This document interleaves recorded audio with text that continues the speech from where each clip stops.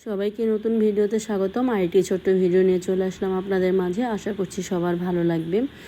আজকে আমাদের রান্না করতে অনেক দেরি হয়ে গিয়েছিল। মাছ এনেছিল, আর মাছ আনার পর সব কিছু গোছাতেই 3টা বেজে গিয়েছিল।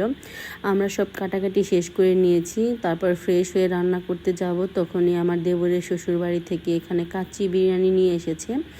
আর কাচ্চি বিরিয়ানিটা দেখতে কিন্তু অসম্ভব লোভনীয় হয়েছে, খেতেও মাশাআল্লাহ অনেক বেশি মজা হয়েছে। আর আজকে আমাদের রান্নাবান্না থেকেও ছুটি হয়ে গেল।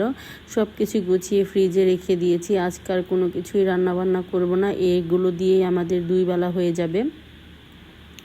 অনেক মজা করে কাচ্চি বিরিয়ানিগুলো এখন আমরা খেয়ে নেব। কাচ্চি বিরিয়ানিগুলো দেখতে কেমন হয়েছে অবশ্যই কমেন্ট করে জানাবেন। সাথে কিন্তু সালাদও নিয়ে এসেছে। সালাদও আমাদের বাড়িতে কাটতে হবে না। এখানে শসা, লেবু নিয়ে এসেছে। এগুলো দিয়ে এখন মজা করে খাবারটা খেয়ে নেব। আর এই বিরিয়ানিটা খেতে কিন্তু অসম্ভব মজা হয়েছিল। একেবারে গরম গরম ছিল, খেতে বেশ ভালোই লাগছিল। আর সবারই পেটে অনেক বেশি ক্ষুধা লেগে গিয়েছে, সবাই কিন্তু মজা করে খেয়ে নিচ্ছি। আমরা কিন্তু আবার একটু খিচুড়িও খেয়ে নিয়েছিলাম। মহরমের খিচুড়ি দিয়ে গিয়েছিল পাশের বাড়ি থেকে। সেই খিচুড়িটা খেয়ে সবাই ফ্রেশ হয়েছিলাম। আর এখন প্রায় 4টার মতো বেজে গিয়েছে। এখন আমরা আবার এই খাবারটা খেয়ে নিচ্ছি। খাবারটা তো একটার সময় নিয়ে এসেছে, তার আগে আমরা খিচুড়ি খেয়ে নিয়েছিলাম, তাই আর খাওয়া দাওয়া করা হয়নি। তারপর আমাদের যখন সবার ক্ষুধা লেগেছে, তারপর সবাই মিলে এখন খাবার দাবার খেতে বসে পড়েছি। সব বাচ্চাদের নিয়ে এখন খাবারটা খেয়ে নিচ্ছি। খাবার খাওয়া হয়ে যাওয়ার পরে আর কোনো ভিডিও করা হয়নি। তারপর আবার বিকেলবেলা চলে এসেছি আমাদের গাছের আমগুলো পাড়ার জন্য। এই গাছে মাশাআল্লাহ 13টা আম হয়েছিল এবছর। এই নতুন বাড়িতে এই গাছের আমগুলো এবার আমরা প্রথমেই খাচ্ছি, কারণ এর আগের বার কিন্তু আমরা এখানে ছিলামই না।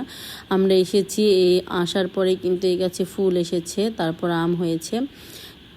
ফুল হয়নি, ফুল ছোট ছোট ছিল আমগুলো আর কি। ফুল আগিয়ে হয়েছিল। মাশাআল্লাহ এখন আমগুলো কিন্তু পেকে যাওয়ার অবস্থা হয়ে গিয়েছে। পেরে ঘরে রেখে দিলে কিন্তু আমগুলো পেকে যাবে। অনেক মিষ্টি আমগুলো, আর দেখতে খুব ভালো লাগছিল। বড় বড় অনেক আমগুলো ছিল।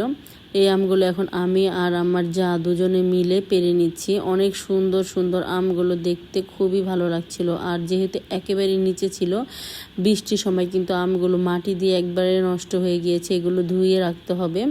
এখন আমগুলো পেরে নিয়েছি। আর রাতে কোনো ভিডিও করা হয়নি। পরদিন দুপুরবেলা আবার চলে এসেছি রান্নাঘরে। এখানে আমি ঢ্যাঁড়স ভাজি করে নিচ্ছি। আর আমাদের ঘরে যখন অল্প কিছু ঢ্যাঁড়স থাকে, তখন কিন্তু আমরা আলু দিয়ে এইভাবে আলু দিয়ে ঢেঁড়স ভাজি খেতে অনেক বেশি মজা লাগে। আর পাশের চুলা ভাত বসিয়ে দিয়েছি। আর এই তো ঘরের মধ্যে আমার ননদের জন্য তরকারি বসিয়েছি, মরিচের গুঁড়া ছাড়া, একবারে মিষ্টি মিষ্টি করে হলুদ মরিচ অল্প দিয়ে রান্না করছি। আর বাহিরে এখন আমি নলা মাছগুলো ভেজে নিচ্ছি। আমি যেহেতু 3-4 ধরনের তরকারি রান্না করা হয়, 2 চুলা কিন্তু রান্না করতে অনেকটাই সময় লেগে যায়। তাই আমি আমার ননদের তরকারিটা সুন্দর করে কষিয়ে মাছ দিয়ে তারপরে রেখে দিই, গ্যাসের মধ্যে ডিপ করে দিই, আস্তে আস্তে হয়ে যায়। অল্প তরকারি তো গ্যাসের মধ্যে দিলে আস্তে আস্তে সুন্দর করেই হয়ে যায়। এখানে মাছ দুটো ভেজে নিয়েছি, মানে মাছের মাথা দুটো আর মাছগুলো ভেজে নিয়েছি। এখন আমি পেঁপে আর আলু দিয়ে নলা মাছের ঝোল রান্না করব। পেঁপের তরকারি কারা কারা খেতে পছন্দ করেন? আমার কিন্তু পেঁপের তরকারি বেশ ভালোই লাগে। বিশেষ করে পেঁপে ভাজি দিয়ে রুটি খেতে বেশি ভালো লাগে। মাঝে মধ্যে আমরা পেঁপে দিয়ে আলু দিয়ে একসাথে ডিম দিয়ে ভাজি করে থাকি, আবার ডিম ছাড়াও ভাজি করে থাকি, খেতে বেশ ভালোই লাগে। পেঁপেগুলো আমি ভাপ দিয়ে পানি ফেলে দিয়েছি। আর এখন পেঁয়াজ কাঁচামরিচের সাথে একটু সুন্দরভাবে ভেজে নেব। আর ভেজে এইভাবে রান্না করলে পেঁপে খেতে বেশি ভালো লাগে। আর পেঁপে আর আলুগুলো প্রায় ভাজা হয়ে গিয়েছে। এখানে আমি সব ধরনের মশলা পানি দিয়ে সুন্দর করে গুলিয়ে নিয়েছি। এখন এগুলোর সাথে আবার সুন্দর করে কষিয়ে নেব। এইভাবে কারা কারা তরকারি রান্না করে থাকেন অবশ্যই কমেন্ট করে জানাবেন। আমি কিন্তু এইভাবে অনেক সময় রান্না করে থাকি। আর পাশের চুলা মাছও ভেজে নিচ্ছি। মাছগুলো এখনও পুরোপুরি ভেজে নেওয়া হয়নি। আর এখানে চিংড়ি মাছ দিয়ে রান্না করব।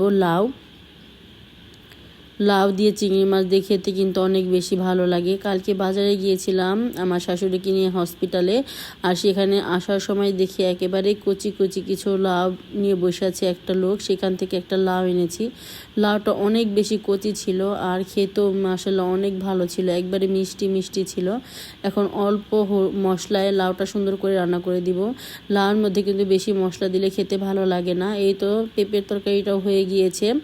এখন এখানে আমি মাছগুলো দিয়ে দিলাম, ভেজে রাখা মাছগুলো দিয়ে দিচ্ছি। তারপর আরেকটু ঝোলটা ফুটে গেলে তারপর নামিয়ে নেব। এইভাবে আমি পেঁপে দিয়ে বিভিন্ন ধরনের মাছ রান্না করে থাকি। বড় চিংড়ি মাছ, ছোট চিংড়ি মাছ, তারপর নলা মাছ, যখন যে মাছ থাকে সেই মাছ দিয়ে রান্না করে নিই। আর এখানে তো মুরগির মাংস রান্না করব, সেই জন্য পেঁয়াজ দিয়ে দিয়েছি। পেঁয়াজ, গোটা গরম মশলা সব কিছু দিয়ে ভালো করে ভেজে নিচ্ছি।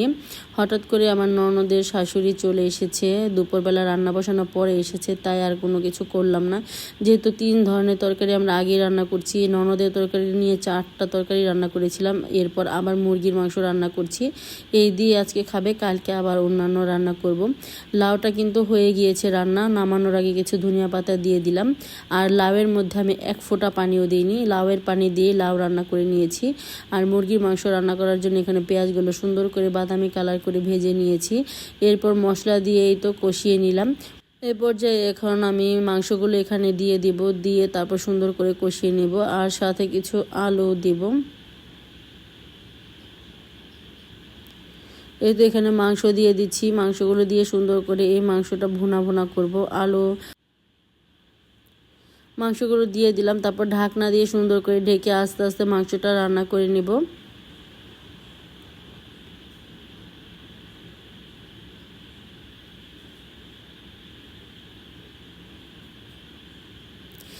আর বেশি ভিডিও করিনি, যেহেতু অনেকটা লেট হয়ে গিয়েছে আর মেহমানও চলে এসেছে। তাড়াতাড়ি করে রান্নাটা শেষ করে ঘরে নিয়ে চলে এসেছি।